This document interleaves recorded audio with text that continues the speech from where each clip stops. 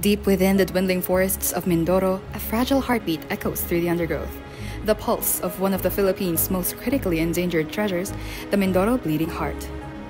This is the Gallicolumba platanae, one of the most striking birds you will ever see. Found nowhere else on Earth, it is a species of ground dove native to Mindoro, inhabiting the lowland and foothill forests of the island. They favor dry forest floors thick with bamboo and rattan understory on mildly sloping terrain, at times in areas dotted with limestone rocks and outcrops.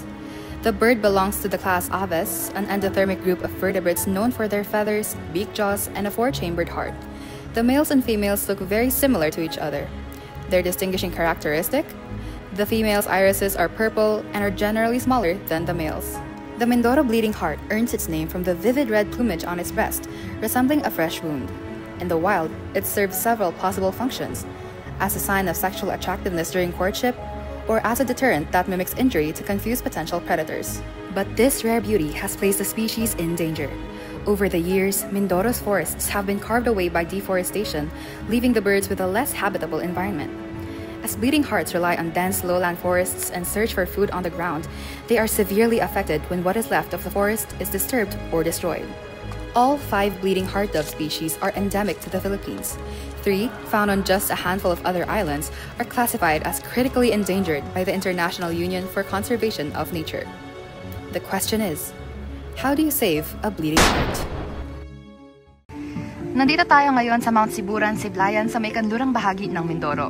Ito ay classified bilang Important Bird Area o IBA ng Haribon Foundation, isa sa mga partner ng BirdLife International dito sa Pilipinas. Kasama natin dito si Ate Estela Manalo, isang magsasaka na sa kanyang buong buhay ay dito siya nakatira sa isla. Ate Estela, may nakikita ho ba kayong mga bleeding heart dito? Paano na po pala yung sitwasyon nila dito sa ngayon? Meron naman kaming nakikita dyan. Tawag namin sa kanila, kulo-kulo. Pero sobrang dalang na lang kasi unti-unti na lang sila, nababawasan na. Yung gusto kasi nila yung mababang puno. Kaya pag nagpuputol yung mga tao dito ng puno, edi yun, nawawalan silang tirahan, tapos namamatay na sila. Ganun po ba? Paano po pala sila hinuhuli o kaya pinapatay? Meron kasi mga iba naglalagay sila ng patibong sa puno para maghanap ng pagkain. Tapos minsan meron din dyan mga patibong sa sahig, tapos minsan nahapakan din ng mga iba. Conservationists have proposed solutions to save the species, focusing on rainforestation or the planting of native trees rather than replacing cut-down trees with exotic ones that don't support the local wildlife. But how feasible is this approach on the ground? Mahirap pero di naman imposible eh. Kung nakikinig naman talaga yung gobyerno natin, edi magagawa naman ng solusyon. Madami kasi sa amin umasa na lang ngayon sa binibigay na itatanim. Tapos hindi naman namin makokontrol yun.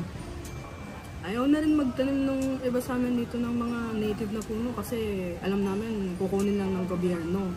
Kaya yung mga sinasabing local mother trees, di naman din protektado. Kaya ayun, nawawalan talaga ng matitiran yung mga ibon, pati na din yung mga ibang hayop.